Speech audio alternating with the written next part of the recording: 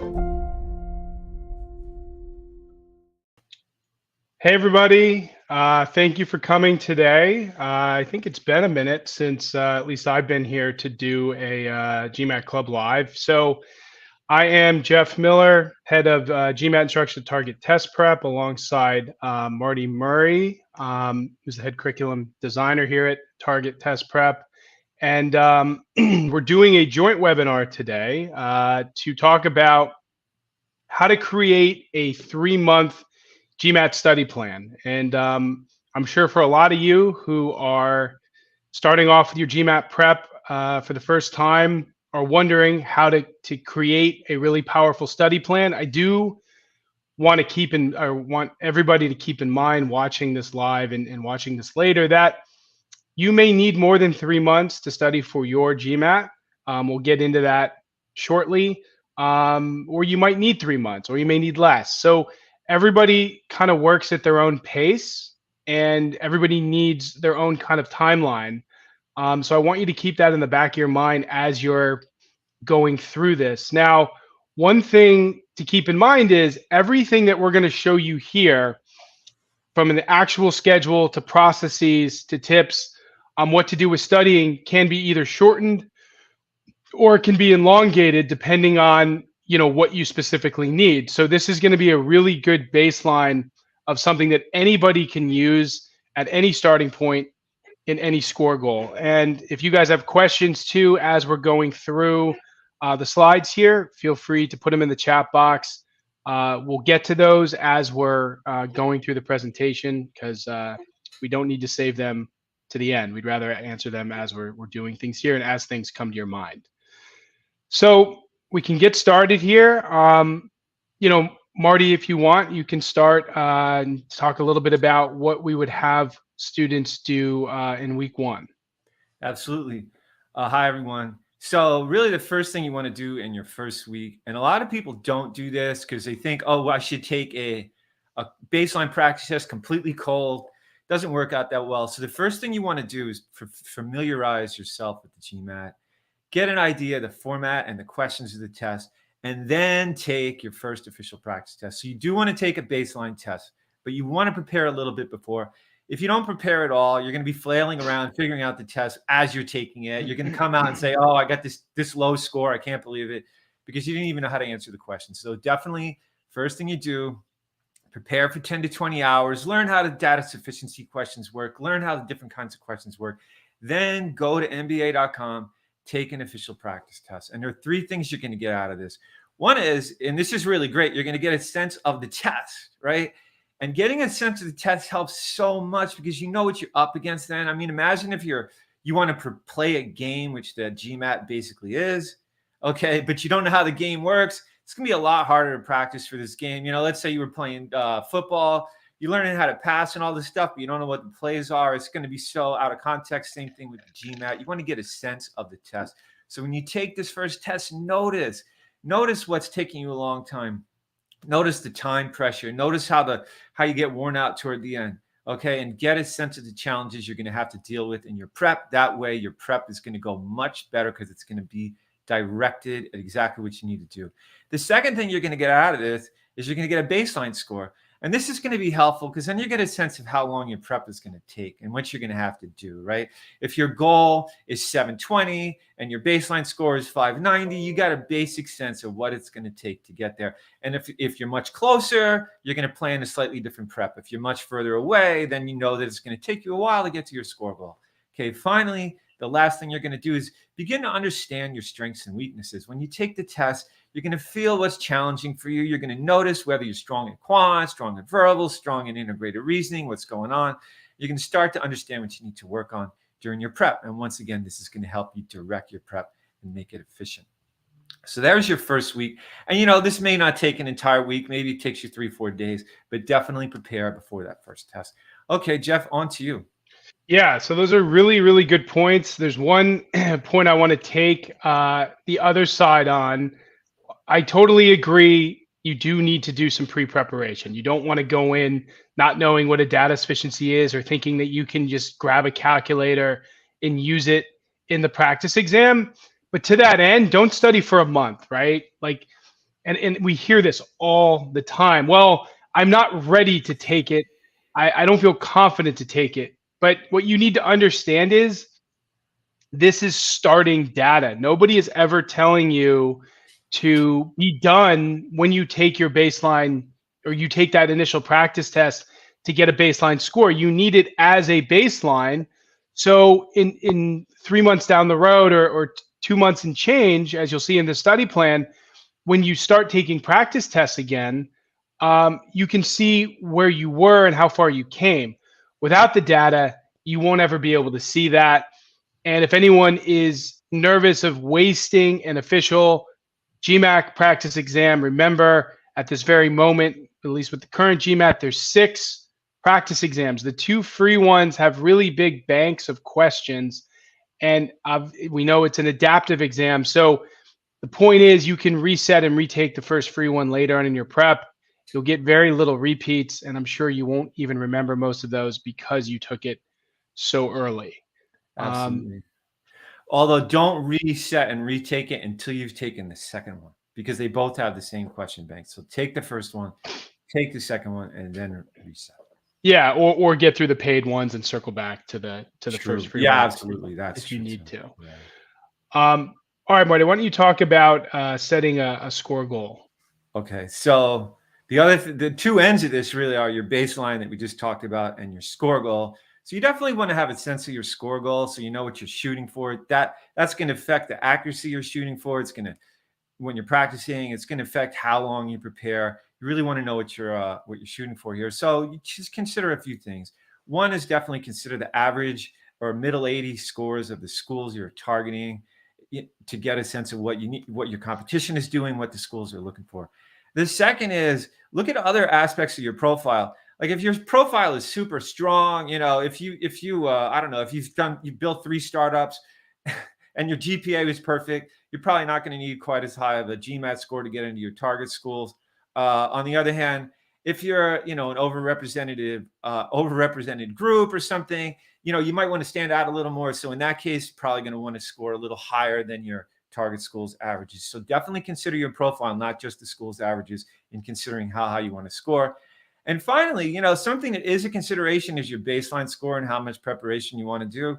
I mean, to me, look, we've seen someone go from 250 to 780. I see a lot of people go from the 400s to the 700s. So you can score as high as you want, no matter where you're starting. It's a practical matter. Look, if you're planning on, you're hell-bent on applying in round 2 of this year, or, of this cycle, well, then you can't plan on spending a year and a half to prepare for the GMAT to go from 250 to 750.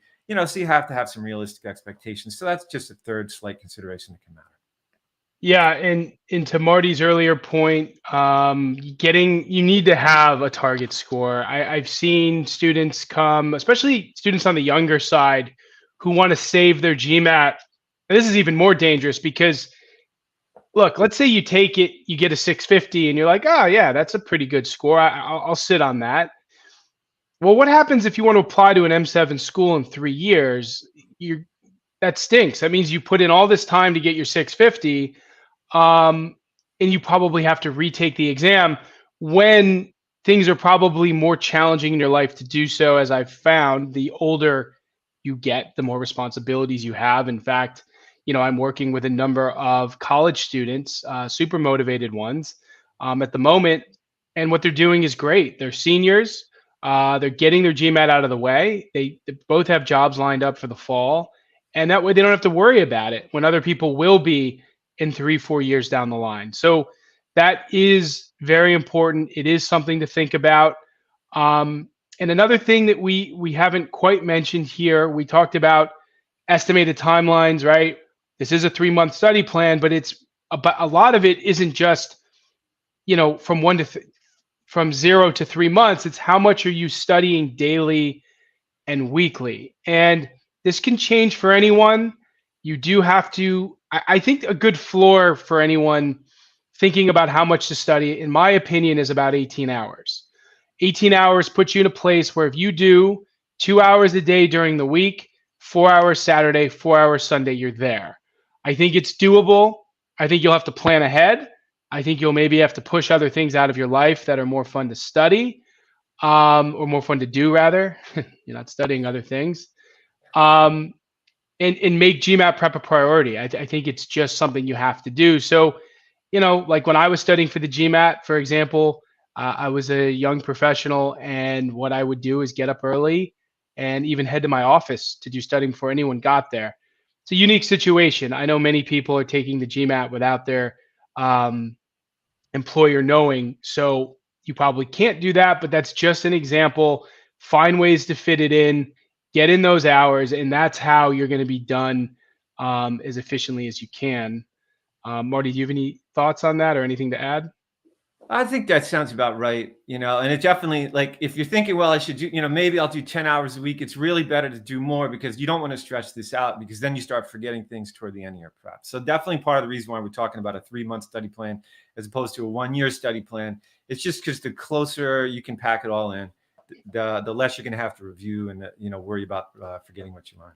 Right. And if you're like a sophomore in college or something, because we see this sometimes asked on the forums, like, hey, I want to do 30 minutes a day of GMAT and take the test in 2 years. Like, don't do that. Just enjoy your life. Like, study hard for the GMAT when you're ready to study hard for the GMAT, but don't like slow roll it for 2 years and then realize you just were putting something on your plate that you didn't have to.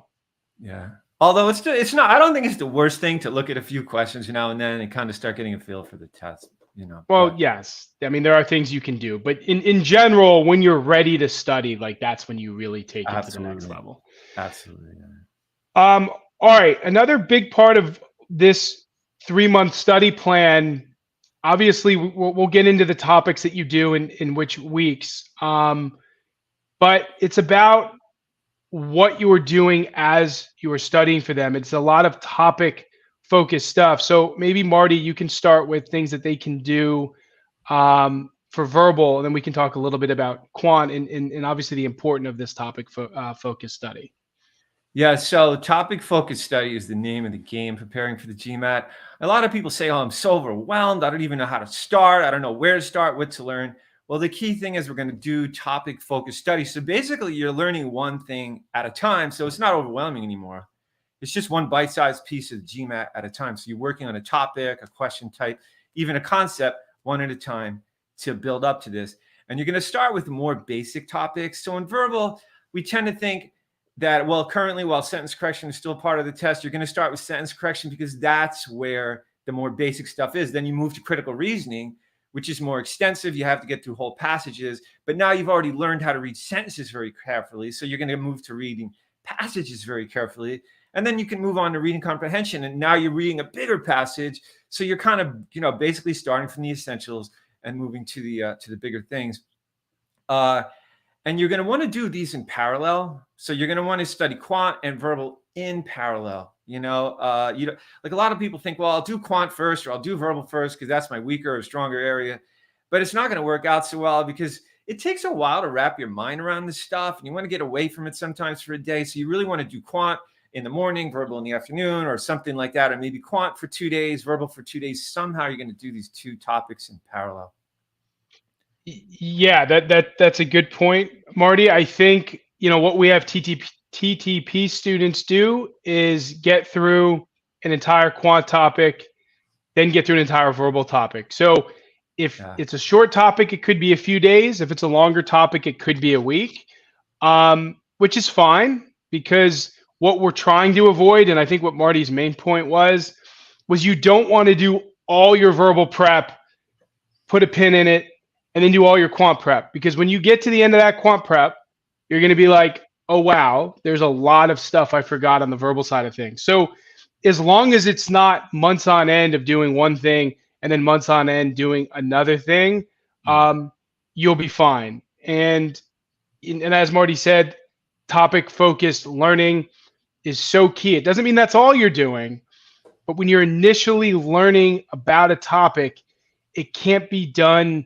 sporadically in bits and pieces. It needs to be that topic because remember, there's a ton to learn. Like it's not like, let's say you're learning about rates for quant. It's not like, oh, I know what rate times time, I know that rate times time equals distance, so I'm good. It's like You need to know about average rates, converging rates, catch up and pass, et cetera, et cetera, et cetera. So if you don't get that granular learning in, it's just going to be spotty learning. And then you're going to move on and you're going to realize down the line, oh, wait, I never actually learned rates the way I needed to. And we'll talk soon about, where topical practice comes in. But yes, topical learning is key. It's key. I remember when I started preparing, I started with random questions. And sure, I learned. You definitely will learn doing random questions. But man, once I got into going, wait, if I just work on one topic at a time, this is going to go way better. Suddenly, it really focuses you. And also you fill knowledge gaps. Because if you're just going through it randomly, you're not even sure what you're missing. If you go through an entire topic and really focus on it, make sure you cover everything, you're going to not leave those knowledge and skill gaps. We have somebody asking, I'm 18. Should I wait and take the focus edition? If you're 18, it's probably years a little old? early to take the GMAT anyway. Yes. They haven't said this specifically, but I can't imagine it's changing.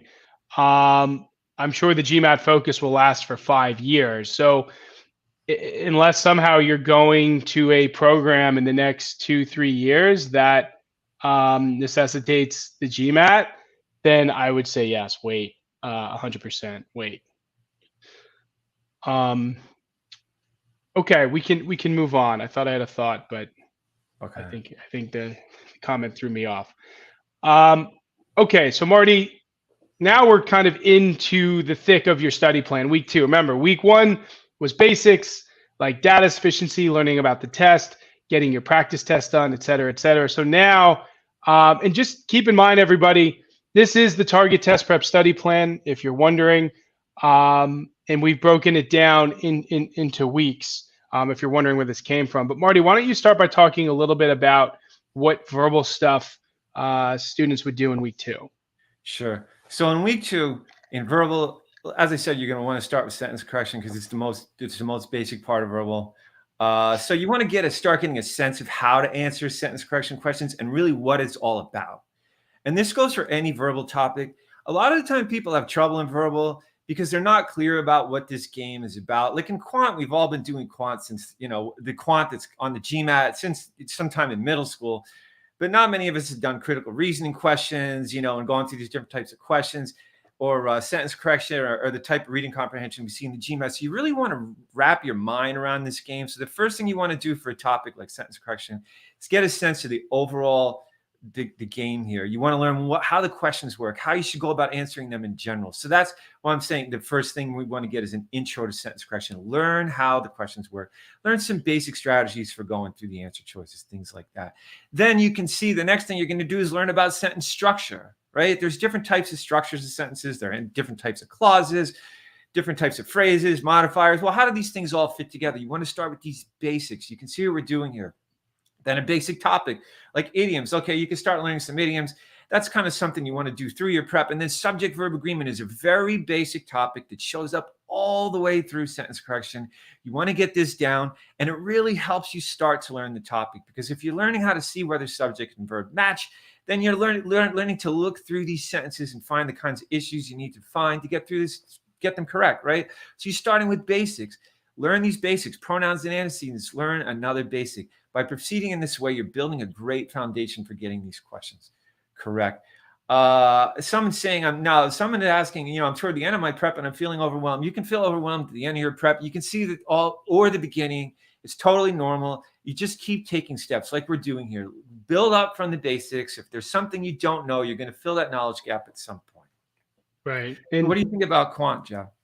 Yeah, well, just to add on to what you said about that comment, feeling overwhelmed at the end of your preparation is so normal. I was working with a student. She was consistently scoring 720 or higher on her practice exams, and she was doubting herself. There's always going to be some level of doubt somewhere. And so a lot of times you just got to jump in and take it. I was working with a student who took the GMAT just yesterday who got a 740. He was the same way. He's like, well, you know what? And he's one of those college students I was telling you guys about. He said, you know what? I got to just take this thing. Let me see how it goes. And he did really well, and he's done, luckily. But the point is, just manage the doubt and those negative feelings. Try to flip them around and understand that even if there's a little bit of doubt deep down inside, it doesn't mean you're not ready, especially if you're performing well on your practice exams. Yeah. Now back to the study plan, just like Marty said for quant, it's not much different. You're going to get into the intro of quant. What is that really? Well, just you kind of did some of that in week 1 when you took the practice test, but maybe a little bit more of a deeper dive into data sufficiency. What's a value data sufficiency question? What's a yes no question? When, how to memorize the answer choices, how to do the AD BCE grid, and then more basic stuff, essential GMAT quant skills, fraction rules, basics of perfect squares and square roots, decimals, basics of factorials. Once you get through that, you'll move to linear and quadratic equations, which is more about just setting up equations, substituting, using the combination or elimination method for getting rid of variables, getting into quadratics, like foiling a quadratic, factoring a quadratic, difference of squares, quadratic identities, etc. Now, it's a lot of stuff I just listed, so I want you to think about something.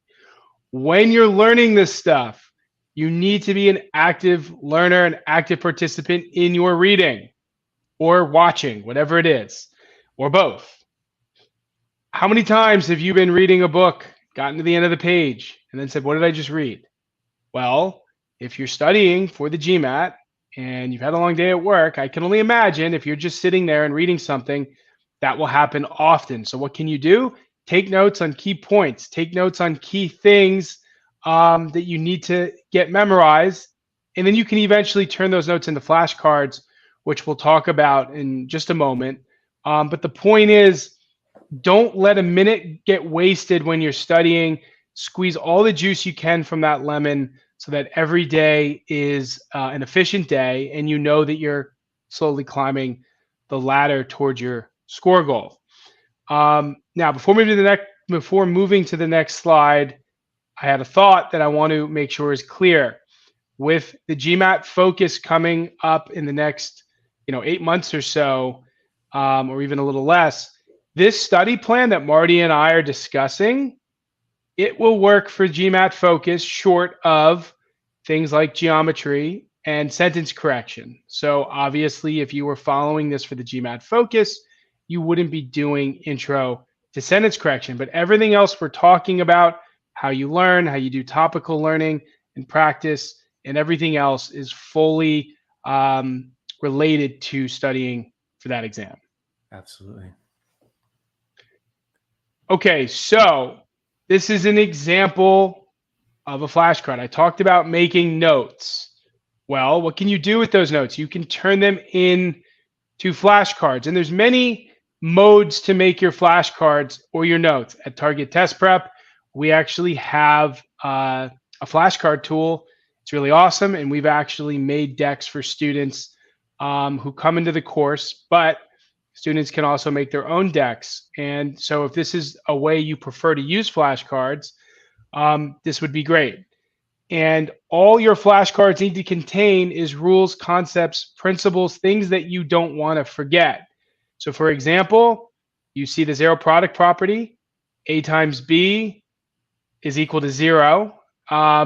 What that means, and of course we don't have what it means, but it means that A is 0, B is 0, or both are 0. And that's a concept that you would want to have a good handle on because it's a big part of solving quadratic equations. So this is just one very small example of the importance of flashcards and what you can put on them.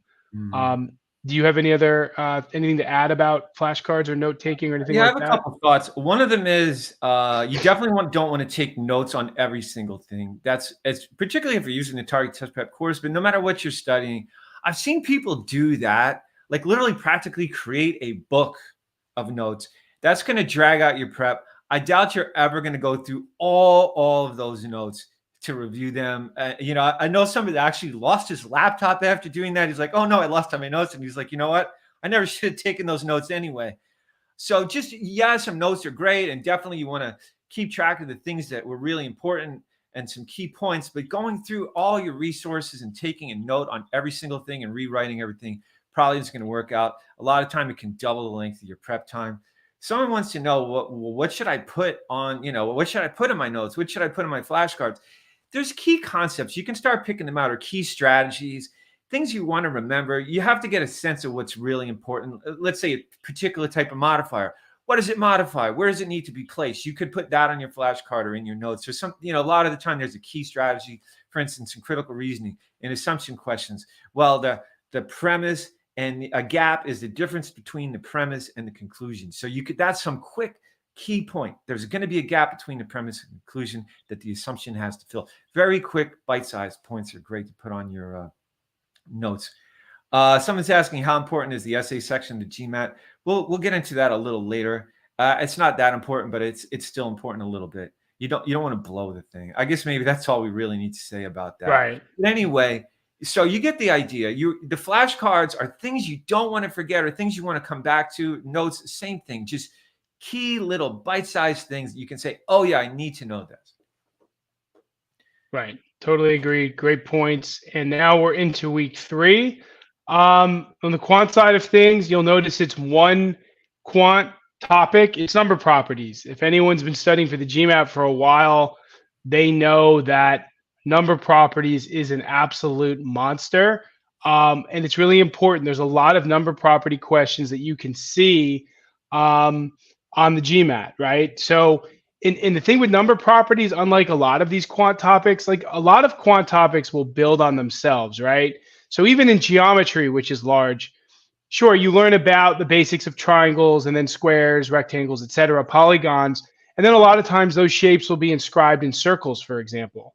But once you know the essence of how to deal with polygons and secondarily how to deal with circles, once they're inscribed, there's not a huge learning curve to see how to deal with them. So my point about that is it's not necessarily that way with number properties. So it takes a little bit of a heavier lift, because when you're jumping from divisibility to unit digit patterns to LCM and GCF, those are kind of different concepts and topics. So that's generally why needing a week or so is important. And, one thing to add now that we're into week 3 here in the study plan, remember, we've just been talking about the learning component of this, but there's also the practice component. So once you finish one of these topics, you would go in and you would do topical practice. So when you learn about number properties, then you want to practice, a minimum of 100 questions just on number properties.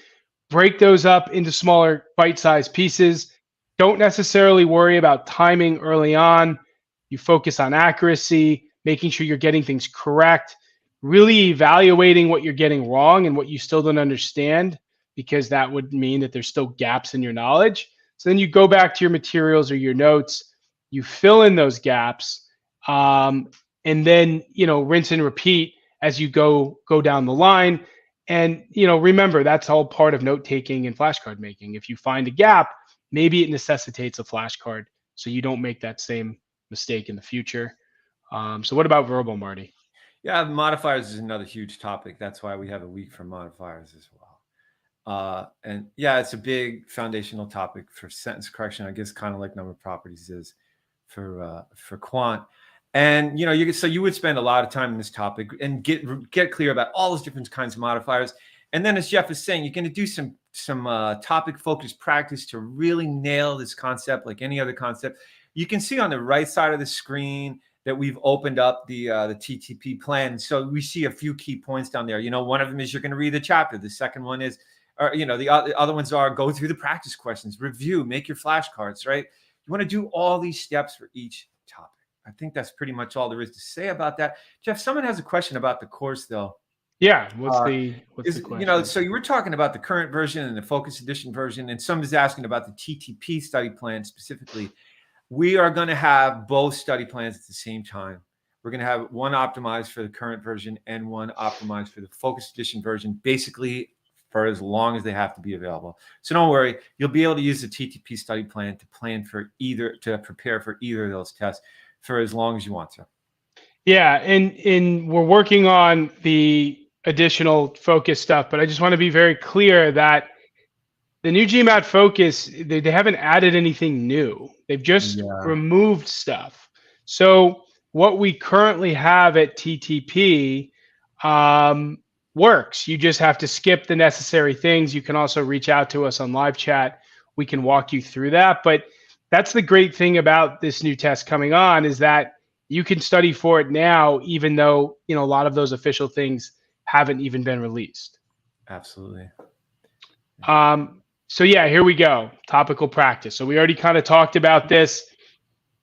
Practice the topic untimed until you get high accuracy, and then eventually you'll start working on timing. You know, Marty, I don't know if you have any other additional Yeah, thoughts. absolutely do have a few things to say about this. A lot of people don't do this, and I see debate about it. And some people say, well, how are you ever going to learn this if you do them all untimed? Here's the thing. If you're not getting them right untimed, then there's no reason to believe you're going to learn to do them if you're trying to do them in 2 minutes each, because you have to figure your way through the question, right? Like if it's a quant question, okay, great. You know, you look at it, you just learn special quadratics, and you have to learn how to apply those. Why would you think, you know, that you're going to just do it in 2 minutes and learn it? It doesn't make any sense.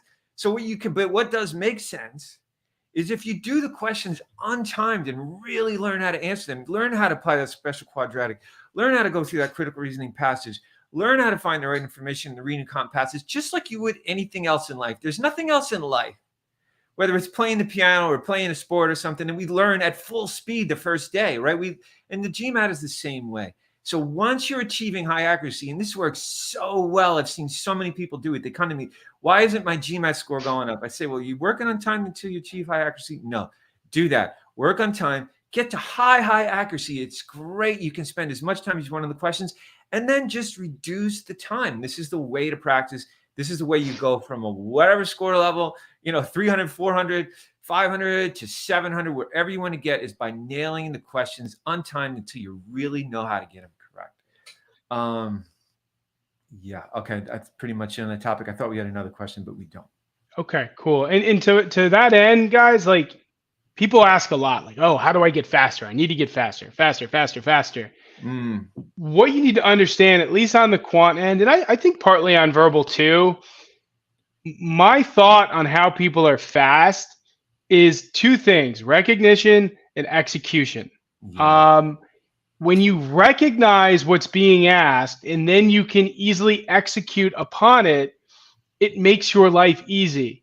Recognize, is this an average rate question? Execute, use the average rate formula. Recognize, is this a unit digit pattern question? Execute, understand how to find the units digit within the pattern, whether it's every 4, every 2, whatever. Yeah. Those are the things that are going to make you really good. It's not just speeding up to speed up, because at that point, it's not organic. It's not you using your knowledge. It's just you trying to, you know, push a greasy boulder up a mountain. It's not going to work. Yeah. So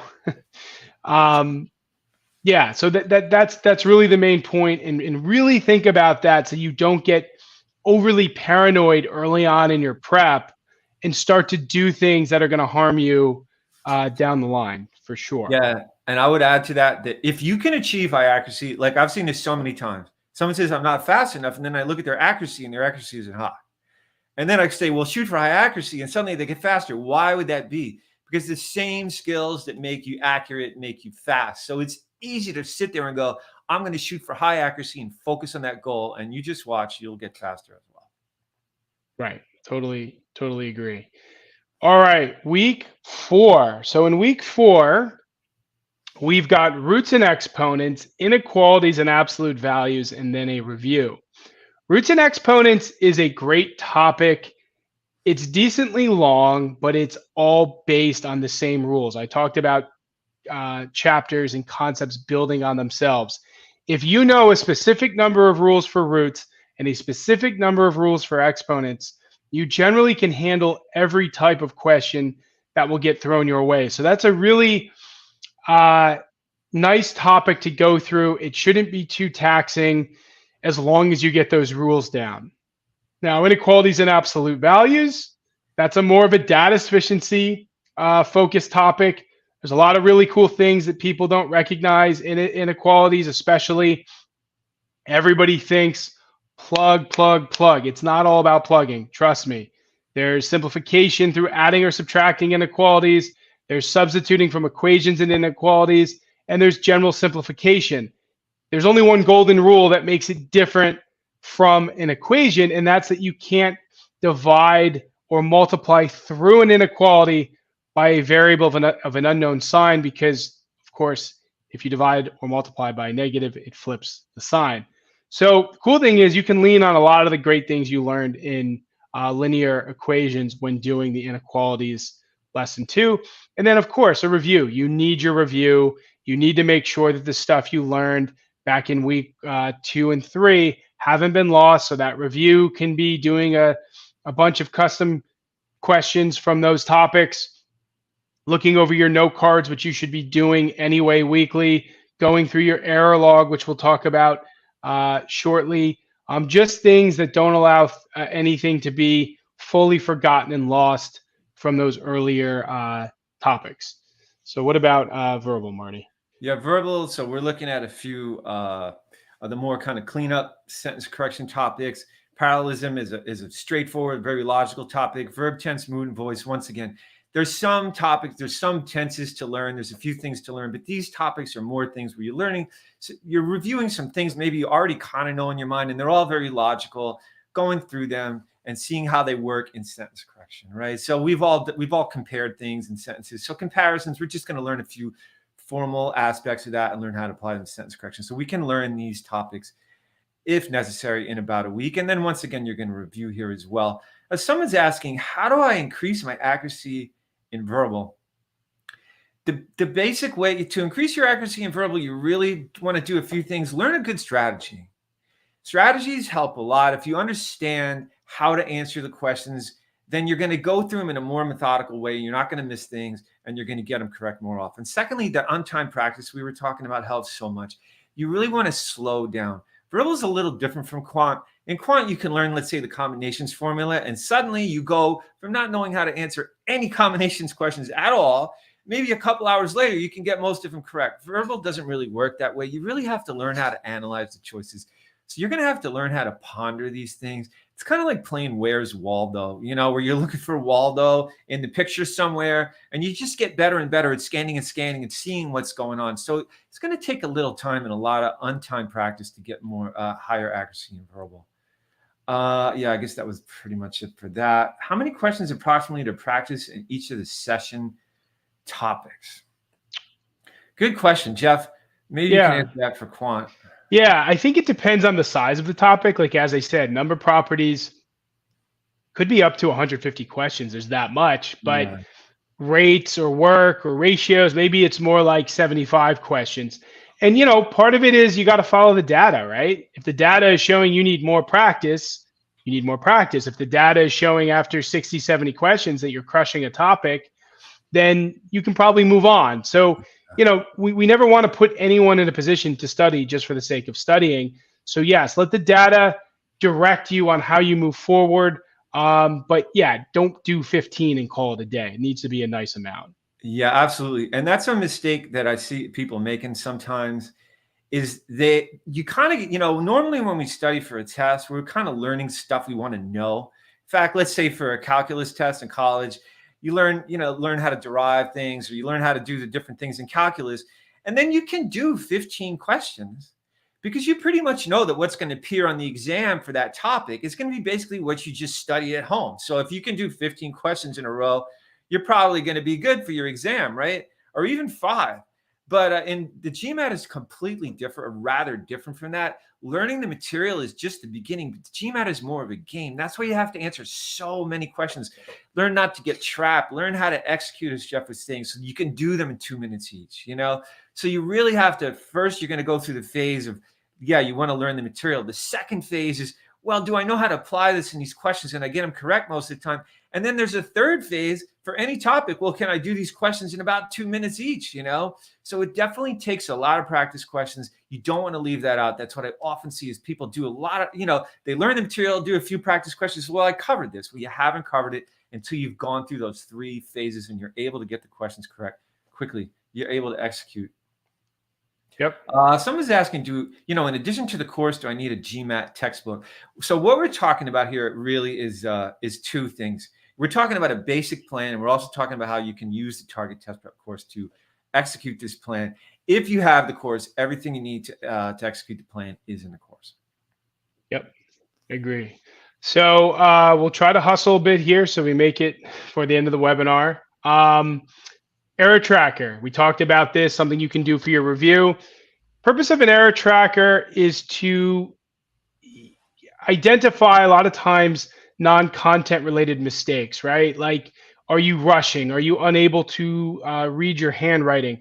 Things that are macro in essence that can span quant and verbal usually. Having a handle on these errors is important because it means you're aware of them. And anytime you're aware of something, you can fix it. And you don't want these to linger because they'll only get worse, right?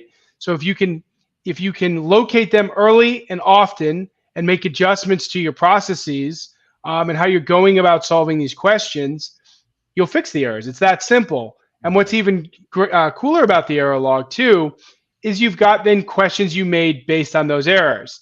Now, you'll hear the word error log thrown around a lot. Some people go the old school route of getting that Excel file together. At Target Test Prep, we made an error log for our students. We made it easy. So if they get something wrong, there's a drop down below the end of the solution.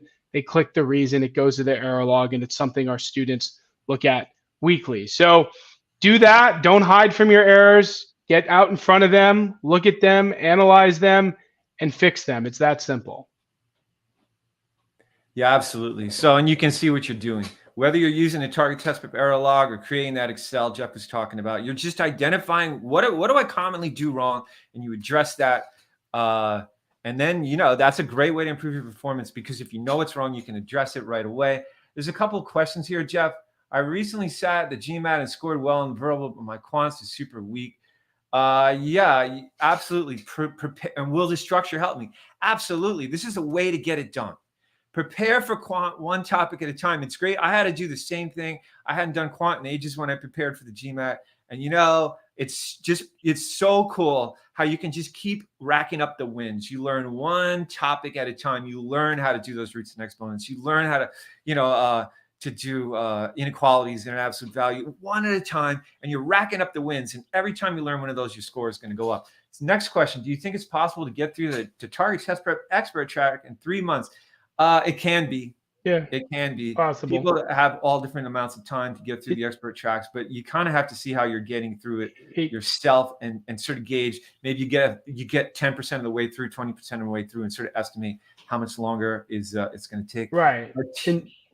And it depends what you need. Like if you're at a 640, you probably can. That's why I keep saying you always follow the data. Like if you're getting easy chapter tests questions correct 100%, 100%, move to the mediums. You know what I mean? So it's all based on the student. It's your starting point, goal point, and of course seeing how long things are taking you, as Marty said. Absolutely. And if you're super good at some math topics, look, you're going to read those chapters. You still are looking at the same chapters everybody else is looking at, but I guarantee you're going to get through it much faster. You're going to cruise through the lessons, hit the example questions for those lessons that you already know. So it's never an issue of like, well, I already know it, so what do I do?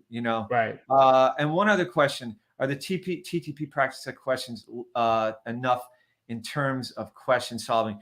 Yeah, for most people. Yeah, I'd say. Absolutely. I'd say there's so many questions in there. And the verbal questions are not as many as the quant, but there's 5 answer choices you can analyze for every verbal question. That's why we get as much as we can out of every verbal question. Right. Okay, next. So we're going to cruise a little bit through the study plan so we can finish it to the end. Unless, Marty, there's anything you need to interject, I can handle. I think we're good. Let's go. Yeah, week 5 is general word problems, unit conversions. From a quant side, you're getting into the non-technical stuff. You've gotten through the number properties, exponents, and roots, all that technical stuff, etc. And you're moving into CR for verbal, critical reasoning, doing some of the basics of that. So you're done with sentence correction at that point. And that's your week 5. As you can see, week 6, more word problem based things, rates, work. Notice we're getting really granular with these. We're not having you just do word problems as a whole. More reviews, quant reviews, verbal reviews, and then review tests. Those are review tests based off of previous topics so that you know if there's gaps or if there's issues. Then you're also getting into ratios. You're continuing to do more critical reasoning, strengthen the argument, resolve the paradox, cause and effect. And remember, as you're learning all of these topics, especially in critical reasoning, you're going to get better. So by the time you get to strengthen, you're probably better than you were in week 5. And by the Right. time you get to resolve the paradox, you're probably even better than you were when you were doing the strengthening question. So your GMAT muscles will build, and that's going to make things go a little bit quicker and more efficiently for you And even well. verbal and quant are going to help each other out. The critical reasoning I've seen helps people with data sufficiency. And as you saw, you started with those basic types of critical reasoning questions. You're getting the sense, as Jeff said, you're building those muscles for how to read the passage, how to get through things, and then you move on to the other types of questions. So yeah, if it's really tough to get through assumption, well, weekend is probably going to be a little easier, strength is going to be easier, and so on. Right. Okay. And you're getting towards the end of your prep. What are things you can start doing to finally work on timing? Well, even before you get to practice tests, you can do mixed practice sets. So you're getting the feeling of what it's going to be. Do 31 quant questions, 36 verbal questions at a clip.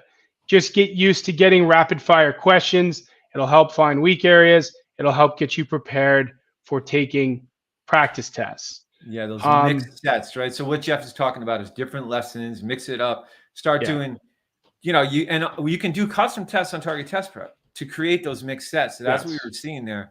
So you can set up actual mixed sets. You won't be stuck in the box of a lesson anymore. You can go through the custom test generator or wherever, however you're practicing, make your mixed sets of questions. Yeah, and we put some into our study plan too, specifically for students. So they're already preset there too. Okay, week 7, more word problems, percents, overlapping sets, stats, which is a pretty big one. Verbal, we're still into critical reasoning. Yes, inference, find the conclusion, evaluate the argument, logical flaw. So at this point, I think we're getting close to wrapping up CR, and quant obviously is still holding strong. And we are. You hit week 8. Formula logic, that's kind of a percent-based lesson. More reviews, more review tests, and then getting into some of the more daunting quant topics that people say are daunting. They're actually not that bad, but they're not that bad. I love combinations and permutations. Yeah. The thing about that, people don't know how to answer them. And if you don't know how to answer them, it's tough. You're sitting there counting the different combinations or whatever. But as soon as you know how to answer them, they're little puzzles. You can definitely get through those combinations, permutations. Do not shy away from that. Same with probability. Once you get how it works, little puzzles. In critical reasoning, you can see that you've built up, you're building up, you're just getting better. And now you're going through some topics that are some more broad topics and just analyzing the arguments and things like that. And then you're going to do some review of your critical reasoning and sentence correction. You're reviewing. At this point, you're starting to review. As you go through, you want to go back and look at sentence correction. Even though you're in critical reasoning, go back and look at sentence correction a little bit every week to stay in it. I'm not saying every day. Some people say, well, do I need to do 10 sentence corrections every day? No, don't do that. You're going to make yourself crazy trying to do critical reasoning and sentence correction so many questions every day. But do some review once a week, every few days, something like that, to stay in the game of the stuff you've previously learned. Yep, exactly. Review, we've already covered this, so we don't need to talk more about it. But yes, reviewing is key. At TTP, we have really detailed analytics, so students can get a grasp on things they need to review based on what the analytics are telling them.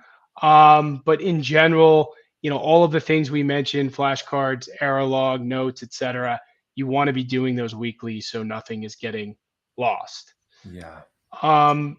Now we're getting close to the end here of what we would call the learning phase. I want to save time to talk about practice tests, geometry, coordinate geometry, functions and sequences, more reviews, verbal, more reviews.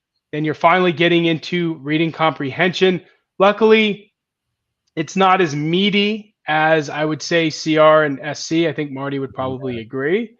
Yeah, you're basically learning you're learning to go through the broad side of the passages and the narrow side of the passages. And a lot of that stuff is like, once you get through the broad side, whether it's primary purpose or structure or something, you get how to analyze an entire passage. And then on the other side are the detailed type of questions. And once you're into those, you really get a sense. it doesn't take that much there's not that much difference between a detail and inference and application question. You're basically looking at little pieces of the passages and seeing what's supported. So it doesn't take that long to get through RC, assuming you have the basic reading skills. Now, one thing, y'all, it may take longer than a week to do this part, right? It may take you longer than a week to do RC. So just keep in mind, we're talking about a 3-month study plan. But for some people, this could be a 4-month study plan or a 5-month study plan. Right. Really, we're just showing you basically how to prepare, whether it's 90-day study plan or a 60-day study plan or a 4-month study plan, how to get through these things and make it happen. Exactly. You can just follow this order, because in week 10, this is important. This is where IR comes in. Here's the great thing about IR. It's taking skills you've learned from GMAT, Quant, and Verbal. It's just going to take a little bit of practice, getting used to the question types, how they function, and then just diving right in. Doing a week of practice of IR should be good enough, because you have the base level skills you need to get through these types of questions. And by the time you're done with week 10, you're in the practice test phase. Now, it's 2 weeks here. If you need 3 weeks, you can take it. At this point, you'll have the practice tests 2 to 5 or to 6, and also repeating 1 if you need to. About 4 to 7 days is good, because you want to have a nice little rest in between. Take them when you're fresh. If you can handle it on a work day, fine. If you can't, then maybe every weekend, but that'll bring it to 7 days. And then between tests, simple review, see where you're weak, fill in holes, etc. Right? And of course, if your score isn't increasing, figure it out. Are you not prepared the way you should be? Or are there issues happening in the tests themselves? Is anxiety an issue? Are there more holes than you thought there were? Just be aware. And if you need more time, give it. If things are progressing the way they should, you're scoring a little bit higher with each test, that's a great sign, which means you'll probably be ready for test day. So yeah, I mean, it's not anything crazy. At this point, you're ready to go in, take these practice tests, fine tune, and be ready to rock out when you take the GMAT. Yeah. And, don't be too beat up if your first practice test isn't at your score goal. There's always levers you can pull. It could be time management. A lot of that can be a big issue. And you've prepared. And by the way, you should prepare. Someone's asking, should I do custom tests before or after practice test? You can do custom tests first to start getting the mixed practice and the timing down. And you can do custom tests during your practice test phase. So if you find a few weak areas in your practice test, well, make custom tests that address those weak areas. Go back and review those weak areas. Make some mixed sets that you go through and hit those weak areas, and then go back and take the test. Right. Exactly. And, we've already said this, but take the test when you're ready. This is a 3-month study plan. It's going to work for some people. It's going to be too short for others. So just take it when you're ready. It's very simple. Again, let the data do the talking. If you're scoring within your range on practice tests, it means you're ready. And if you're not, it probably means you're not. So circle back, do the things you need to do to build up your skills, and then schedule it when you're ready, and you'll be good to go. That's what you need to do. And if you have a bad day on one of your tests, retake it. Just because you're ready doesn't mean you always hit your score goal, but it does mean you're in that range to be able to do it. Yeah. So that's why the GMAT offers multiple attempts. So in case something bad happens on test day, you can fix it. Yeah, I would say though, one thing, Jeff, you want to go back to that previous slide real quick? Yes. Look, take your test when you're ready, not before you're ready. So many people say, well, I'm going to see how I do. Look, you can only take the GMAT 5 times in a year. You can only take it 8 times in your lifetime. I've seen people run out. There's no reason to run out of GMATs. There's no reason to spend the money to take it. Just take your test when you're ready, not before. Yep, totally agree. So look, that's it. That's your 3-month study plan. Like I said, this stems from the Target Test Prep study plan. Just a few side note on that. I mean, for any of you who have been on GMAT Club, you've seen the success our students have had.